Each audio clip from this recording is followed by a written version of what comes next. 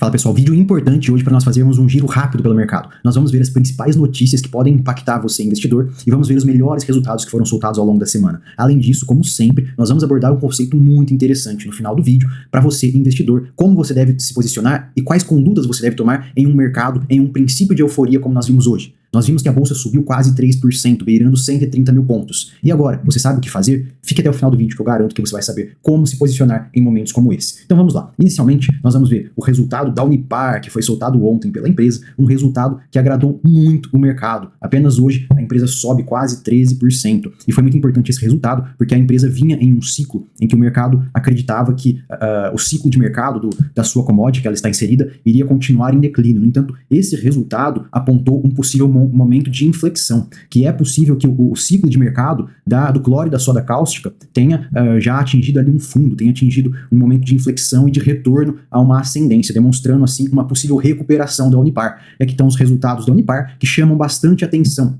A subida do lucro líquido, nós sempre aprendemos, né, pessoal, que em empresas cíclicas, empresas inseridas em setores de commodity, nós temos que tomar muito cuidado com a análise de lucro líquido, porque ela pode ser muito afetada por ajustes contábeis, né? Mas da mesma forma, a receita líquida, aqui, ano após ano, lógico, ela teve um declínio, porque o ano de 2024 fechado marcou uma espécie de fundo na commodity. No entanto, trimestre após trimestre, a commodity parece estar mostrando uma boa recuperação, uma melhora de margem EBITDA aqui bastante expressiva. Como consequência, a Unipar anunciou dividendos bastante expressivos, ali na casa dos R$2 por ação. Lembrando que hoje a ação está negociada na casa dos R$50, portanto, um dividend yield para uma tacada só bastante expressivo.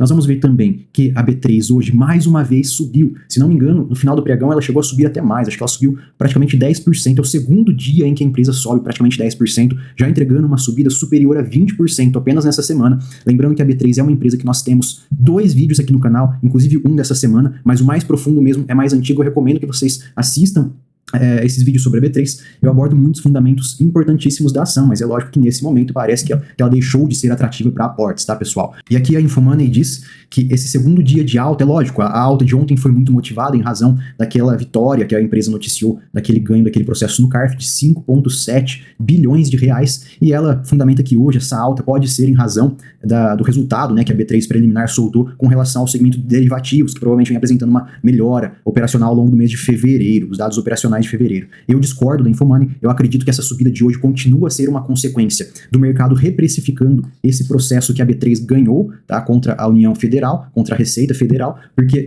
salvo engano, a B3 tem mais 2 ou 3 processos desse mesmo assunto. Portanto, por mais que esse processo de 5 bilhões tenha sido ganho, é provável que tenha sido um forte precedente para que os próximos processos sigam o mesmo caminho. Então, imaginemos que se 5% significa 10% do valor de mercado da companhia, se ela possui mais 2 processos, é razoável que a companhia tenha mostrado aí uma subida de praticamente 20% apenas pela readequação do mercado frente a esse novo cenário, onde ela não vai ter que pagar essas multas pesadíssimas. E vamos ver também que hoje a Eletrobras reagiu, o mercado reagiu de forma neutra, né? Aliás, um pouco negativo, tendo em vista que hoje o mercado como um todo subiu e mesmo assim a Eletrobras, a ELET6, teve uma pequena queda. Portanto, o mercado não gostou muito do resultado que foi soltado pela Eletrobras. Aqui nós temos um relatório bem superficial da Genial, onde ela diz que ela espera mais do ano de 2025 do que desses dados que foram soltados efetivamente pela companhia. Ela entende esses dados soltados pela companhia como dados neutros, tá? Ela tem uma leitura neutra com relação a esses dados, mas eles têm uma visão de longo prazo para a companhia, uma visão de que o ano de 2025 tem tudo para ser um ano muito positivo. Então continuamos aí acompanhando a Eletrobras ao longo do ano 2025, uma empresa que acabou de ser desestatizada, e ela está em um momento muito importante de turnaround. Agora, mais importante do que isso, pessoal, nós vamos ver que houve um motivo, um fato que chamou muito a atenção dos investidores ontem, quando a Eletrobras soltou seus resultados, porque ela anunciou um dividendo bastante expressivo aqui, referente a 41% do lucro líquido da companhia, mas ele veio com uma pegadinha. Geralmente a Eletrobras, ela distribui mais dividendos para a sua ação 6, ou seja, a sua ação preferencial de classe B. E aquela ação ordinária, ação 3, geralmente recebia menos dividendos do que a ação preferencial. Acontece que ontem a companhia soltou exatamente o contrário. Desta vez, as ações ordinárias vão receber quase 90 centavos de dividendos por ação, enquanto as ações preferenciais vão receber praticamente 11 centavos. Isso daqui deixou muita gente furiosa, pessoal, porque o mercado tem aquele mito de que ações preferenciais sempre recebem mais ação do que mais dividendos.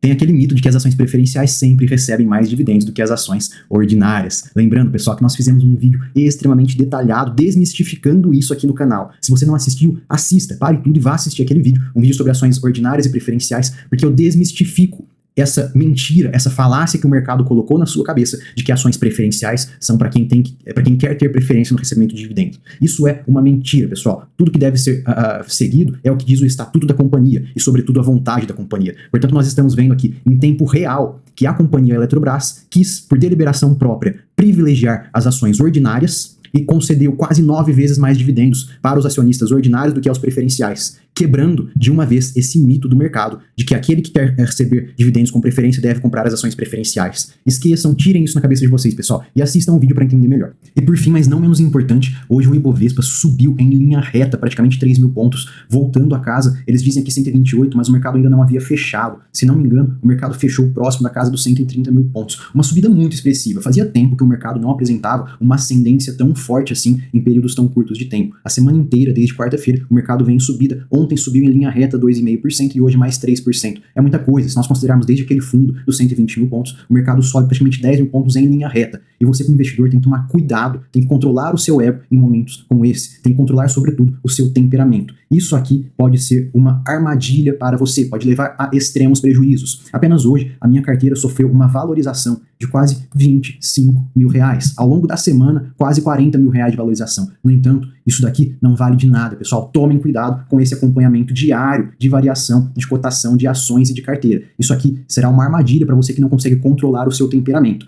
Hoje, praticamente todos os ativos que eu acompanho tiveram uma subida, praticamente todos eles no verde. Se nós desconsiderarmos a CPFL, que na verdade já se encontra praticamente no topo histórico, portanto é esperado uma pequena correção, todos os outros ativos mostraram uma subida, pessoal. Todos os outros no verde. Portanto, esse é o momento que você, como investidor, tem que parar e tem que pensar, tem que agir com base na racionalidade. No último vídeo, nós usamos como fundamento teórico algumas citações de um dos meus livros favoritos de investimentos, que é O Jeito Peter Lynch de Investir. Como o feedback foi muito legal daquele vídeo, hoje nós vamos fazer algo semelhante, mas nós vamos trazer um livro do Warren Buffett, O Jeito Warren Buffett de Investir, que também é um dos meus livros favoritos. E quando se relaciona, quando nós estamos falando com relação a temperamento, sem dúvidas, um dos maiores investidores de todos os tempos que possui conceitos muito importantes sobre temperamento é Buffett. Ele é conhecido publicamente por possuir um dos melhores temperamentos irreplicáveis no mundo dos investimentos. Ele traz algumas citações e alguns ensinamentos que são valiosíssimos. Ele tem um capítulo dedicado à questão de temperamento, ao desenvolvimento de temperamento e personalidade certos para se tornar um investidor do que ele chama um investidor com foco. Ele diz que o investidor tem que possuir foco, já que Wall Street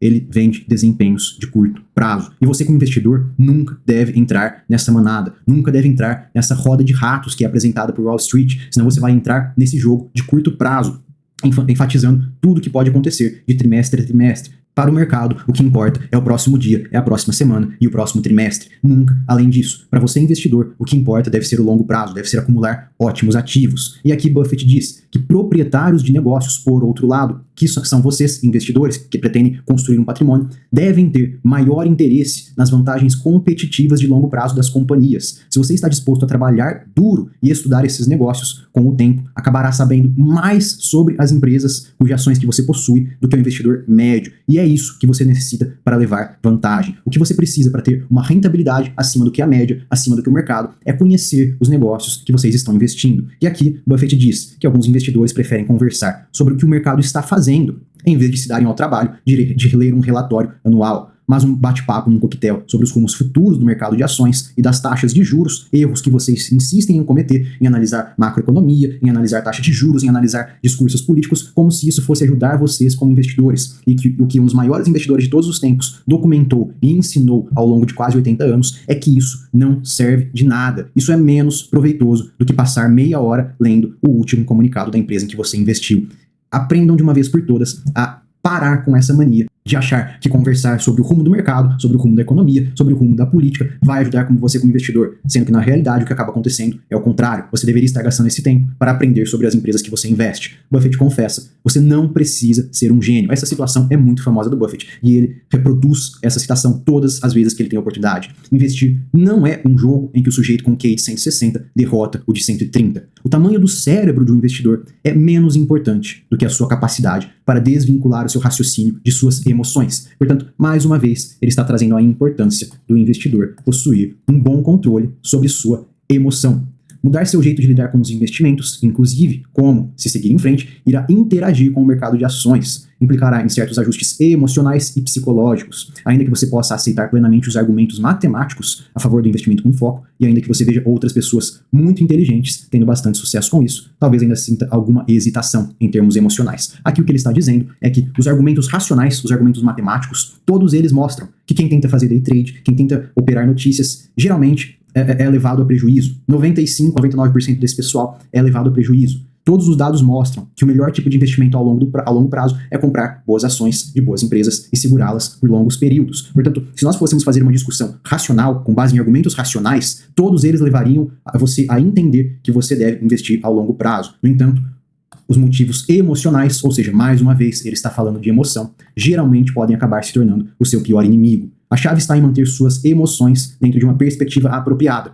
Isso é muito mais fácil se você entende alguns elementos da psicologia básica envolvida na aplicação do jeito Warren Buffett investir. Se toda a filosofia de investimentos de Buffett fosse resumida a duas palavras, seria tempo e paciência. Essa é a essência de Buffett. O seu sucesso está na atitude paciente que ele discretamente mantém. Aqui ele diz que em seu mundo acelerado e em constante atividade, como o mercado geralmente tende a levar vocês a fazer esse troca-troca de ações, de movimentar a sua carteira, de vender o ativo X, de comprar o ativo Y, geralmente é isso que o mercado induz você a fazer, de impor um ritmo de mudança, de giro. No entanto, Buffett diz que em um mercado de constante atividade, ele mantém propositalmente um ritmo mais lento de atuação. Enquanto todos estão pensando no que fazer, enquanto todos estão girando carteira, acompanhando o mercado e vendo quanto subiu, quanto caiu, ele está menos envolvido. E poderia pensar que essa conduta, muitos de vocês poderiam pensar que essa conduta, que lembra a movimentação do bicho preguiça, significa abrir mão de lucros fáceis. No entanto, o que Buffett diz é que esse movimento proposital, que ele diz claramente que é um movimento proposital de um ritmo mais lento, ele se utiliza desse movimento para trazer mais clareza em suas ações, para retirar mais uma vez, a emoção dos seus investimentos. Enquanto ele diz que o mundo está acelerado, ele está deliberadamente se mantendo em um ritmo mais lento, um ritmo que ele chama de ritmo de bicho preguiça. Ele pensa racionalmente e não emocionalmente. Ele faz isso de propósito para afastar a emoção de seus investimentos.